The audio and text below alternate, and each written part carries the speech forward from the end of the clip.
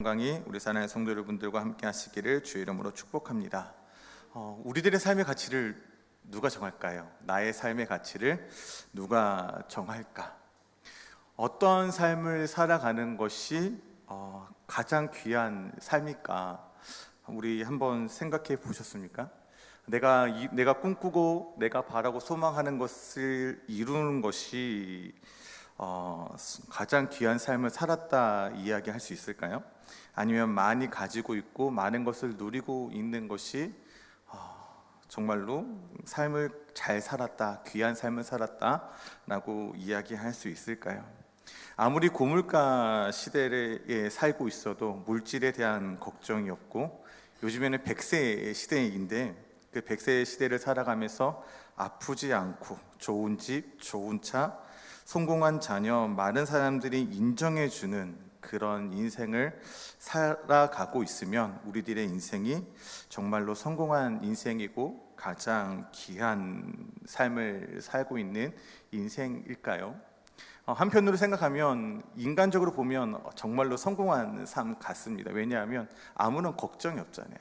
근심도 없고 아픔도 없고 염려도 없을 것 같아요. 내 자녀도 잘 되고 나의 삶도 잘 되고 모든 것이 다 잘 되면 그거는 그만큼의 인생이 좀 값지다라고 이야기할 수 있을 것 같습니다. 그런데 성경에서 우리들의 삶 속에서 너의 인생이 가장 귀하다, 너의 삶이 가장 가치 있다라고 이야기할 때 어떻게 말하면 마태복음 7장 24절에 그러므로 누구든지 나의 이 말을 듣고 행하는 자는 그 집을 반석 위에 지은 지혜로운 사람 같으니 라고 말씀합니다. 지혜로운 사람은 하나님의 말씀을 듣고 내가 어떠한 사람인 줄 알고 하나님과 함께 그 집 안에서 거하는 삶, 예수 그리스도와 함께 하는 그 삶이 가장 귀한 삶이다라는 겁니다. 이 지혜를 깨닫는 거, 예수님이 나를 위해서 어떠한 삶을 살아가셨는지, 내가 그 예수 그리스도 통해서 어떠한 생명을 받았고 어떠한 은혜를 누리고 있는지를 아는 것입니다. 사람들이 나를 알아주시지 않는다 하더라도, 내가 아무것도 없는 삶을 살아갈지라도 나는 복음을 알고 복음을 믿고 복음을 전하는 삶을 살아갈 때 그것이 하나님께서 우리의 인생을 인정해 주시고 그 삶을 가치 있는 인생이다라고 말씀합니다. 우리는 이 땅에서 살아가지만 이 세상에 속한 사람이 아니라 하늘에 속한 사람이고, 우리의 소망은 하늘에 있습니다. 그래서 가장 귀한 예수 그리스도의 생명을 받은 저와 여러분들의 인생이 가장 귀한 삶입니다. 그래서 내 뜻대로 원하고 내가 바라는 그 삶의 방향대로 나아가는 것이 아니라 하나님께서 저와 여러분들에게 원하시는 삶의 방향이 있어요. 그리고 이끌어 가시는 삶의 자리가 있어요. 그 자리에서 내가 서 있고 그곳에서 하나님과 교제하며 그곳에서 하나님을 만나고 그곳에서 하나님의 음성을 듣고 그곳에서 하나님과 함께하는 것이 가장 귀한 인생이다라는 겁니다. 그리고 그 인생을 살아갈 책임이 저와 여러분들에게 있다라는 겁니다. 그러므로 인하여 우리 사랑하는 성도님들이 이 책임을 다하고 그 삶 속에 하나님이 인정하시는 가장 귀한 신앙인의 삶을 살아가기를 주의 이름으로 축복합니다. 오늘 본문 이 39장의 시작은 예레미야 38장부터 시작합니다. 예레미야가 남유다에 임할 심판을 선포합니다. 하나님의 예레미야에게 말씀하셨고 예레미야가 하나님의 말씀을 들은 대로 그 말씀을 그대로 선포하며 나아갑니다. 그 예언의 메시지는 계속 이전에 예레미야를 부르셨던 그 소명을 받는 그 시간, 예레미야 1장을 제외하고 2장부터는 계속 하나님께서 돌아오라, 내가 너희를 심판할 것이다, 너희가 나를 배반했다, 남편이 있는 아내가 나를 배반하고 다른 남자에게 시집을 갔다, 이런 내용으로 이스라엘이 계속 바알과 이방의 신을 섬기는 것에 대해서 하나님은 너희들 그렇게 살아가면 안 돼, 나에게 다시 돌아와야 돼 라고 계속 이야기를 하십니다. 그럼에도 불구하고 이들은 하나님의 말씀을 듣지 않아요. 그래서 예레미야 38장은 다시 한번 이 남유다 백성들에게 하나님께서 다시 한번 말씀하시는, 이곳에 칼과 기근과 재앙으로 인하여 죽을 것이고, 그리고 바벨론에 의하여 이 땅이 멸망할 것이다 라고 말하는 겁니다. 그래서 예레미야는 바벨론 포로로 바벨론에 대하여 대항하지 말고 그에게 항복하는 자는 생명을 얻을 수 있다라고 권고합니다. 이 예레미야가 전한 내용을 4명의 방백들이 듣게 되어지는데, mat단의 아들 스바랴, 바스올의 아들 그랴다, 셀레미야의 아들 유갈, 그리고 말게아의 아들 바스올이 듣게 됩니다. 근데 이 방백들이 이 이야기를 들을 때에 예레미야의 말을 듣지 않아요. 그리고 예레미야를 오히려 감옥에 가두고 그를 죽이자라고 이야기를 합니다. 당시에 남유다의 왕은 시드기야가 통치를 하고 있었는데, 이 시드기야가 정치적인 힘이 없었어요. 힘이 없어서 유약한 왕이라고 이야기를 하죠. 이 유약한 왕은 이 방백들의 이야기를 듣고 예레미야를 시위대 뜰 안에 진흙구덩이에 넣게 됩니다. 그 예레미야의 삶이 힘들고 그곳에서 사람들이 예레미야가 알아서 스스로 진흙에 빠져서 죽기를 바라고 있지만, 하나님께서 그의 생명을 지켜주시고 보호하여 주십니다. 먼저는 구스인으로서 왕궁에 봉사했던 엘벤멜렉의 도움으로 인해서 진흙구덩이에서 나오게 되어지고, 그리고 이방의 나라였던 남유다가 정복되어지고, 그곳의 왕이었던 바벨론의 왕이었던 느부갓네살의 왕을 통하여서 신하에게 명령합니다. 예레미야를 죽이지 말고 그를 선대하라라고 당부하면서, 하나님은 하나님의 일을 행하는 자를 결코 외면하지 않으시고, 그가 비록 고난에 있을지라도 다른 사람의 손을 통하여서 그의 생명을 지키시고 또 하나님의 뜻을 이어가게 하시는 하나님의 놀라운 섭리를 보게 되는 것입니다. 이것이 오늘 본문의 내용인 겁니다. 11절과 12절에 보면 이렇게 말씀합니다. 바벨론의 느부갓네살 왕이 예레미야에 대하여 사령관 느부사라단에게 명령하여 이르되, 그를 데려다가 선대하고 해치지 말며 그가 내게 말한 대로 행하라 라는 겁니다.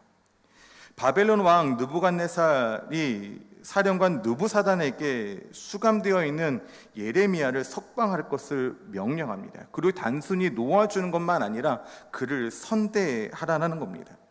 이 당시에 절대 권력을 갖고 있었던 바벨론 왕 느부갓네살 왕이 일개 속국에 지나지 않았던 선지자 예레미야에 대해서 이렇게 선대하고 그를 챙겨주고 그를 기억하여 그에게 잘해줄 이유가 없었음에도 불구하고 예레미야를 굉장히 선대하는 모습을, 좋게 보는 모습을 볼 수 있게 됩니다. 아마도 이 예레미야가 이 바벨론에 대해서 좋은 선한 그 예언을 했기 때문에 아마도 그를 생각하고 그를 기억하여서 이렇게 잘해주는지는 모르겠지만, 하나님의 예언의 말씀을 증거하다 감옥에 갇혀 있는 예레미야의 삶은 결코 고단한 삶은 아니었다라는 거죠.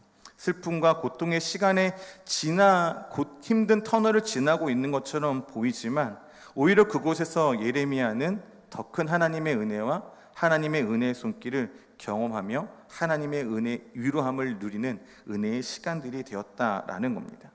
느부갓네살 왕이 이 느부사라단에게 예레미야를 선대하라라고 이야기하는 이 선대하다라는 것을 직역하면 어떤 의미가 되냐면, 그리고 너는 너의 눈을 그에게 두어라라는 겁니다. 그에게 두어라. 너의 눈을 그에게 두어서 그가 필요한 모든 것을 다 제공해 주라는 겁니다. 소중히 여겨라. 관심을 가지고 항상 살펴보아라. 어디까지 관심을 가지고 어디까지 소중히 여겨야 되냐면 그의 머리카락이 상하지 않을 정도로, 그리고 그가 필요한 모든 것을 공급해 주어라 라는 겁니다. 시편 17편 8절에 보면 이런 말씀이 있습니다. 나를 눈동자같이 지키시고 주의 날개 그늘 아래 감추사. 이 시편 17편은 다윗의 시입니다. 우리는 다윗의 삶을 잘 알고 있습니다. 그가 어떤 삶을 살았고 어떻게 그의 인생이 펼쳐지는지를 우리는 성경을 통해서 알고 있습니다. 그는 늘 하나님의 말씀을 따라 살아갔고 흠이 없고 입으로 죄를 범하지 않으려는 삶을 살아갔습니다. 그럼에도 불구하고 그를 대적하는 대적자들이 그의 인생 가운데 어떻게 보면 끊어지지 않았다라는 겁니다. 이 시편 17편은 이 다윗이 사울을 피해서 지었던 그 힘듦과 어려움에 있었던 그 시기 가운데 지었던 시인데, 실제로 사울은 하나님의 영이 자기에게서 떠나고 다윗에게 머무는 것을 보고 늘 다윗을 죽이려 했던 사람이었습니다. 근데 다윗은 사울을 죽일 수 있는 기회가 정확하게 완벽한 기회가 두 번이 있었습니다. 오히려 다윗의 주변에 있는 사람들이 이거는 정말 하나님이 주신 기회예요. 이 기회를 놓치면 우리는 사울에게 계속 힘들고 어려운 삶을 살아가게 될 것입니다 라고 하는 정말 좋은 두 번의 기회가 있었단 말이에요. 다윗에게 힘이 없었던 것도 아니고 힘이 있었어요. 함께하는 사람도 있었고 정말로 누가 보기에도 완벽한 타이밍에 사울을 죽일 수 있는 기회가 있었음에도 불구하고 다윗은 그렇게 하지 않았다라는 겁니다. 하나님께서 기름 부은 자의 생명을 내가 거둘 수 없다라고 이야기하면서 그의 생명을 거두지 않습니다. 나의 목숨이 경각에 달려 있는데 내 코가 석자인데 오히려 그가 누구를 배려하냐면 사울을 배려해요. 다윗은 이 힘들고 어려운 시기, 누가 보기에도 정말로 완벽한 기회이지만 내가 어떻게 행하여야 할지를 다윗은 알고 있었다라는 겁니다. 모든 것을 하나님께 맡기며 나아가는 다윗. 아무리 나를 속박하고 압박하는 그 원수일지라도 그가 하나님의 기름 부은 사람이라면 결코 내 힘으로 행하는 것이 아니라 모든 것을 하나님께 맡기며 나아갑니다. 우리가 기억해야 할 것은 내 삶 가운데 있는 문제가 다 끝났다고 해서 끝난 것이 아니다라는 거죠. 우리는 잘 알고 있잖아요. 내 삶 가운데 문제가 있으며 그 문제가 끝났으면 그걸로 끝난 것이 아니라 또 다른 힘듦과 또 다른 문제가 우리들의 삶 속에 계속 다가온다라는 거죠. 그때 우리가 할 수 있는 것은 하나밖에 없는 거예요. 하나님께 모든 것을 맡기며 나아가는 것. 내 힘이 아니라 하나님께서 나에게 삶을 이끌어 가시도록 나의 삶을 내어 드리는 것. 쉽지 않습니다. 나의 생명이 경각에 달려 있는데 그러한 선택을 하는 것은 쉽지 않아요. 누가 봐도 편한 길이 있는데 그 편한 길을 냅두고 돌아간다는 건 결코 쉬운 일이 아니다라는 겁니다. 그런데 우리는 기억해야 하는 건 하나님이 나를 지키시고 나를 보호하시고 눈동자처럼 나를 지켜주고 계시다면 나는 해를 당하지 않는다라는 겁니다. 하나님 나를 보호하시고 나를 지켜주실 것이다 라는 겁니다. 진심으로 주님의 선하심과 인자하심을 따라 나아가는 자들에게는 하나님이 주의 품 안에서 그의 영원한 집에서 나와 함께 하시며 나에게 샬롬의 은혜를 허락해 주신다는 겁니다. 이것이 다른 사람에게 주어지는 것이 아니라 하나님을 의지하는 사람들에게 주어지는 하나님의 은혜이다라는 겁니다. 예레미야는 지금 정치 지도자들에게 또는 종교 지도자들에게 하나님의 말씀을 증거하다가 감옥에 갇혀 있는 거예요. 그러면 누구의 삶이 더 편안할 것 같습니까? 누구의 삶이 더 안정적인 것처럼 보입니까? 감옥에 갇혀있는 진흙구덩이에 빠져있는 예레미야의 삶입니까? 아니면 내가 힘을 행사할 수 있고 능력을 발휘할 수 있는 이 종교 지도자들과 정치 지도자들이 그들의 삶이 더 편안해 보이십니까?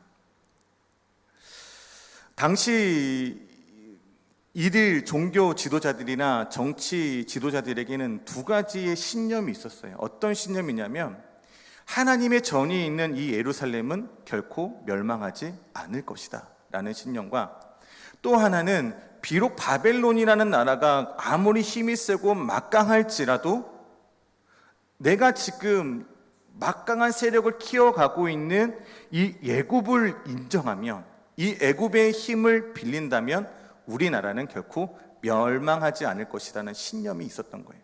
그래서 이 시드기야 시대에 친바벨론 정책을 펴다가 애굽이 뜨니까 친애굽 정책으로 이들의 정책이 바뀌거든요. 근데 이 이후에 39장 40장의 말씀을 이어나가 보면 너희가 애굽으로 피해 내가 그럼 그 땅에 질병을 내릴 거야. 내가 그 땅도 바벨론의 손에 넘길 거야 라고 말씀하시는 거예요. 그 이후에 정말 그 땅에 질병이 임하고 애굽이 바벨론에 의하여 멸망하는 겁니다. 내가 갖고 있는 이 신념을 가지고 있는 이 정치 지도자들의 삶이 누가 보기에는 평안한 삶인 것 같아요. 그런데 이 이후의 삶은 바라보면 이들의 신념이 잘못되었다는 것을 알게 되는 겁니다. 이후에 바벨론의 칼이 남유다를 향해 매섭게 휘몰아쳤고, 이때 당시의 왕이었던 시드기야는 포로로 끌려가면서 두 눈이 뽑히게 되고, 당시의 세력가들은 죽임을 당하고, 혹 애굽으로 피했던 사람들도 그곳에서 질병을 만나게 되고, 결국 애굽 땅도 바벨론에 의하여 멸망을 당하는 겁니다. 그러나 그 상황 속에서 하나님은 예레미야를 보호하십니다. 이방인의 손에서 그를 선대하게 하십니다. 하나님은 하나님을 신뢰하는 자들을 결코 외면하지 않으세요. 포기하지 않으시고 결코 버리지 않으십니다. 그를 선대하십니다. 우리 사랑하는 성도님들, 예레미야 하면 떠오르는 것이 뭐예요? 예레미야 선지자 하면 떠오르는 것이 눈물의 선지자이지 않습니까? 예레미야가 이 눈물의 선지자가 될 수밖에 없었던 것은, 예레미야가 당시 활동했던 시대는 남유다의 시대로 결국 남유다가 멸망하는 것을 직접 봐야 되는 거예요. 이것을 멸망하는 것을 선포해야 하고 멸망할 것을 바라보며 나아갔던 예레미야의 마음이 참 힘들지 않았을까요? 그리고 예레미야가 하나님의 부르심을 받을 때 그의 나이는 약 20세로 추정되어지는데, 그가 하나님의 부름을 받을 때 하나님, 나는 말을 잘 못합니다 라고 이야기를 해요. 마치 모세가 하나님의 부르심을 받아서 이스라엘 백성들을 출애굽시켜라 라고 이야기할 때, 하나님, 나는 혀가 둔하여 말을 잘 못합니다 라고 이야기했던 모세처럼 이 예레미야도 처음에 하나님의 부름을 거부해요. 하나님, 나는 할 수 없습니다. 그리고 하나님, 나의 삶의, 나의 가정의 형편을 보세요. 나의 가정은 어떠한 가정이냐면 베냐민 땅의 아나돗의 제사장 중에 힐기야의 아들 에레미야입니다라는 거예요. 여기서의 이 아나돗이라는 땅은 당시에 유배지와 같은 곳이에요. 정치 세력가에 의해 밀려서 멸망당한 집안 중에 하나가 누구였냐면 이 에레미야의 집안이었던 거예요. 그런데 예레미야가 복음을 증거하고 하나님의 말씀을 증거해야 될 사람들이 이 당시에 예레미야의 집안을 멸망시켰던 그 사람들이었다는 겁니다. 그런 지도자들, 그런 사람들이 가서 복음을 증거해야 한다는 것이 정말로 쉽지 않은 일이었을 거라는 겁니다. 두려움도 있었을 것이고, 그들이 나의 목숨을 해치면 어떻게 하지? 라는 그런 두려움이 있었을 것인데, 하나님께서 예레미야에게 분명하게 말씀하신 것은 내가 너를 떠나지 않겠다라는 거예요. 그들의 칼이 너를 해칠지라도 그 칼이 너를 결코 해치지 않을 거야. 내가 너를 보호할 것이다. 내가 너를 구원할 것이다 라고 하나님은 늘 말씀하십니다. 그래서 예레미야의 인생에 보면 늘 하나님의 말씀을 가까이 하고 하나님의 말씀을 듣고 그의 인생의 기도가 끊어지지 않는 삶을 살아갑니다. 하나님의 말씀 가운데 거하고 말씀을 듣고 기도가 끊어지지 않는 그 삶 속에서 하나님은 예레미야에게 말씀하셨던 그 모든 것들이 그의 인생 가운데 다 실현되어져 나아간 것을 보게 되는 겁니다. 바벨론에 의해서 예루살렘은 멸망하게 됐고 성벽은 무너졌습니다. 그리고 이 바벨론에 대항하는 사람들은 죽음을 당하였다라는 겁니다. 그럼에도 불구하고 그 혼란하고 힘들고 어려운 시대의 환경이지만 그 가운데서 하나님은 누구를 선대하시냐면 예레미야를 선대하시는 거예요. 그리고 그의 삶을 인정하시고 보호하여 주신다라는 겁니다. 오늘 우리가 살아가는 세상의 삶도 힘들고 어려운 삶이에요. 지치고 고난이 있죠. 그렇다면 우리 사랑하는 성도님들의 눈은 지금 어디를 바라보며 나아가고 있냐라는 겁니다. 우리 성도님들 무엇을 바라보고 계세요? 무엇을 의지하고 계세요? 무엇을 듣고 계세요? 무엇을 말하고 계세요? 우리가 바라보는 것은 하나님을 바라보아야 하며, 우리의 눈은 늘 하나님의 말씀이요 우리의 길은 늘 하나님의 음성을 듣고 우리들의 입술은 하나님 앞에 기도하는 인생을 살아가야 하는 줄 믿습니다.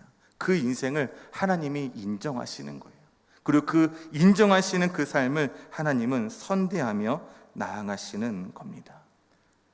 내가 필요한 것, 모든 것, 내 머리카락도 하나도 상하지 않고 내가 너를 보호할 것이다라는 겁니다.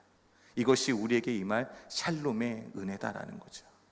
예레미야에게 임하였던 이 샬롬의 은혜가 우리 사랑하는 성도 여러분들에게도 동일하게 임하기를 주의 이름으로 축원합니다. 그리고 17절과 18절에 보면 이렇게 말씀합니다. 여호와의 말씀이니라. 내가 그날에 너를 구원하리니 내가 그 두려워하는 사람들의 손에 넘겨지지 아니하리라. 내가 반드시 너를 구원할 것인즉 내가 칼에 죽지 아니하고 내가 노략물같이 내 목숨을 얻을 것이니 이는 내가 나를 믿었음이라. 여호와의 말씀이니라 하시더라. 지금 이 말씀은 예레미야에게 하시는 말씀이 아니라 예레미야가 진흙구덩이에 빠져 있을 때 그를 도와주었던 구스인 에벳멜렉에게 하신 말씀이에요. 이 에벳멜렉에게 하나님의 약속이 임하는데 그 약속이 무엇이냐면 내가 반드시 너를 구원할 것인즉 이는 내가 나를 믿었습니다라는 거예요. 우리 성도님들 하나님을 믿으십니까? 하나님이 여러분들의 삶 가운데 여러분들의 인생을 구원할 것을 믿으십니까? 이것이 우리들 안에 믿어짐이 있어야 한다라는 겁니다. 이 에벳멜렉은 이방입니다. 그럼에도 불구하고 그는 하나님으로부터 구원의 약속을 받았습니다. 그냥 받은 것이 아니에요. 이 에벳멜렉이 진흙구덩이에 빠진 이 에레미야를 도와주었기 때문에 하나님의 구원이 그에게 임한 것이 아니다라는 겁니다.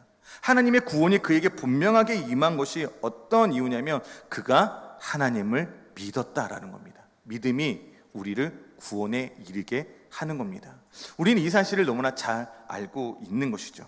히브리서 11장 30절과 31절에 보면 이렇게 말씀합니다. 믿음으로 7일 동안 여리고를 도니 성이 무너졌으며 믿음으로 기생 라합은 정탐꾼을 평안히 영접하였으므로 순종하지 아니한 자와 함께 멸망하지 아니하였도다라고 말합니다. 어떻게 보면 이 구스인 에벳멜렉과 이 기생 여리고성에 살고 있었던 기생 라합의 모습과 너무나 닮아 있는 거예요. 너무나 닮아 있는 거예요. 이 여호수아가 여리고를 정탐하려고 2명의 정탐꾼을 보내는데 이 사람들이 기생 라합의 집에 유숙하게 됩니다.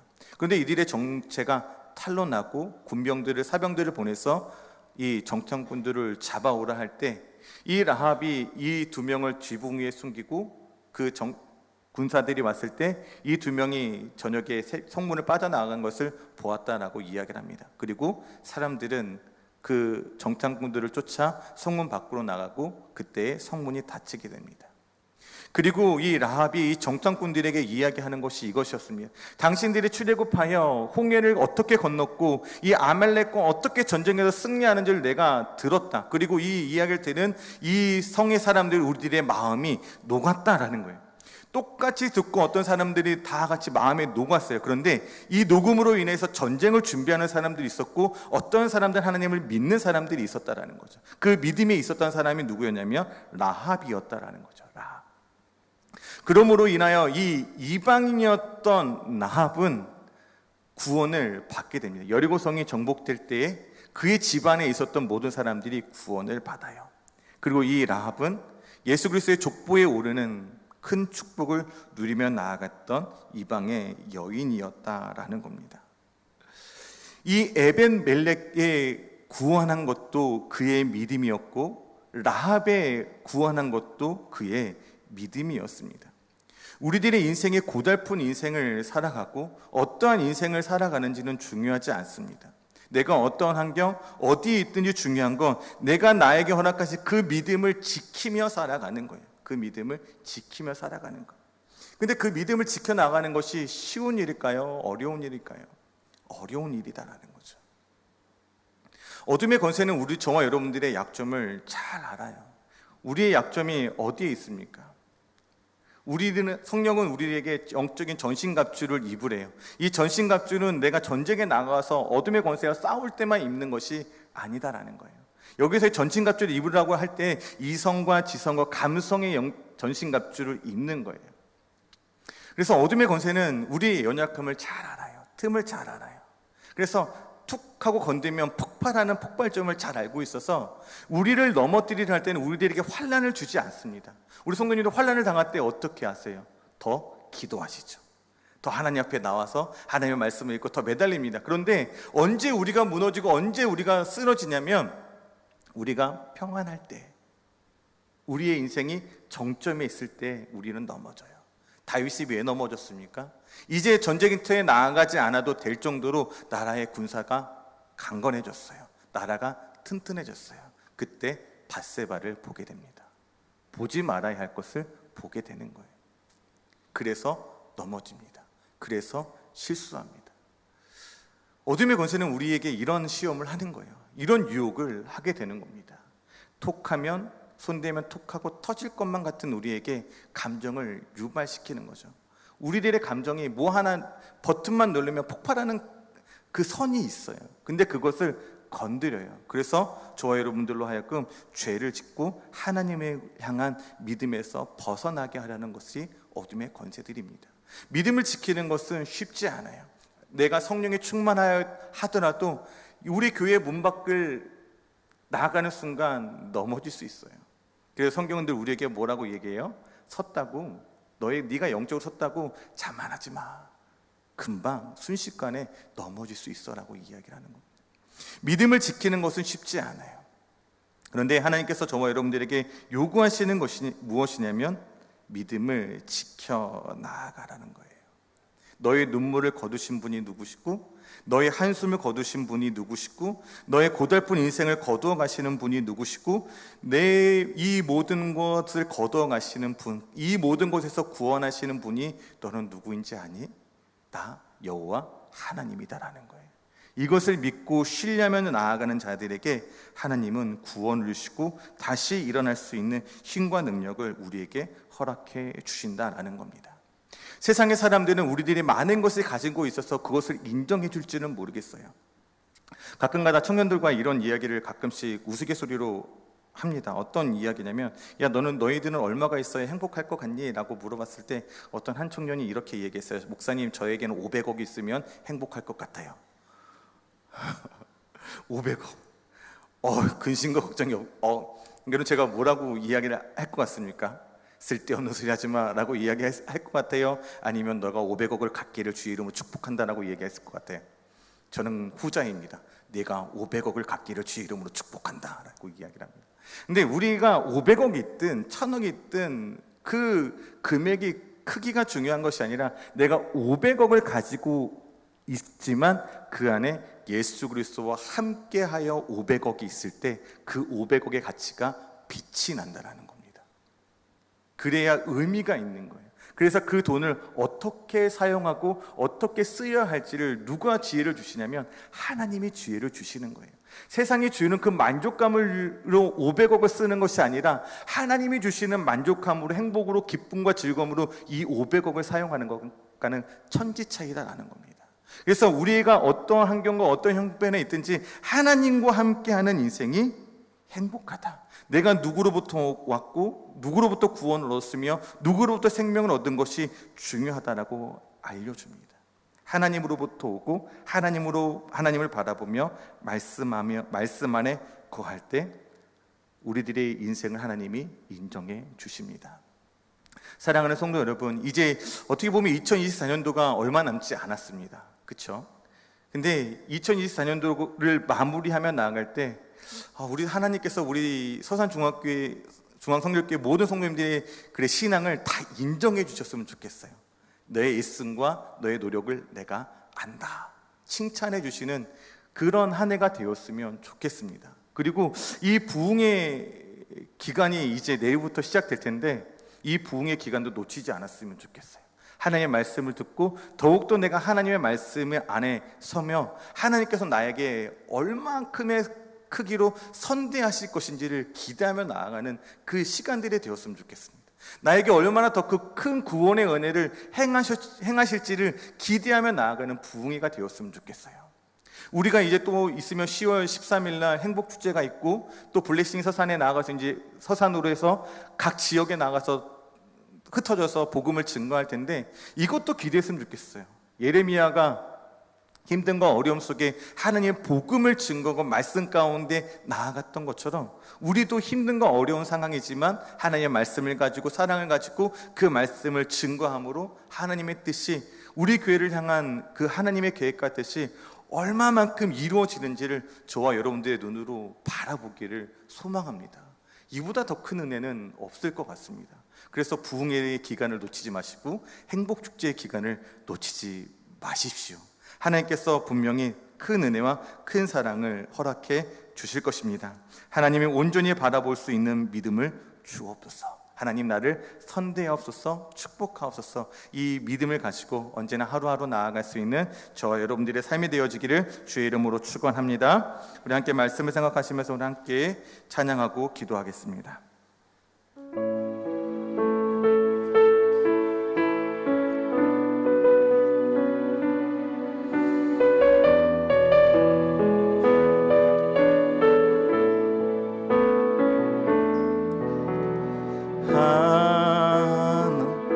하나님은 우리의 피난처가 되시며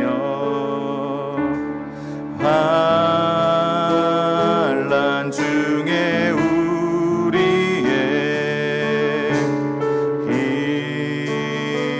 힘과 도움이시라. 하나님은 우리의 하나님은 우리의 피난처가 되시며 환난 중에 우리의 힘과 도움이시라.